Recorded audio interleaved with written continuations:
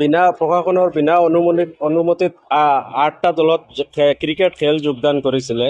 তাতে মোৰ বাগিন এটা 15 বছৰীয়া বাগিন এটা মানে এম্পায়াৰৰ ডিচিশ্যন এটা ভুল বুজাবুজিত এইটোত মানে ইমান মাৰিছে, ইকবাল হুছেইন নামৰ ল'ৰাটোৱে আৰু বেছি মাৰিছে মানে এইটো মানে মূৰত তুলি এতেকা মাৰি দিছে মাটিত একেবাৰে, মানে ইমান মাৰিছে। তাৰপিছত চলাম আৰু জাবিৰ হাছানো সিহঁতেই লগতে মাৰিছে।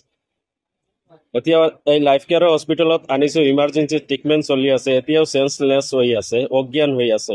নামদবগা গাঁও, হোজাই জিলাৰ নামদবগা গাঁও, ৰাজবাৰী। খেলৰ এটা ভুল বুজাবুজি লৈ 4-6 লৈ কিবা এটা লৈ উত্তেজনাৰ সৃষ্টি হৈছে। পিছত ইকবাল হুছেইন নামৰ ল'ৰা এটাই এনেকৈ দাঙি পেলাই ঠেকেচা মাৰি মানে পথাৰত পেলাই দিছে।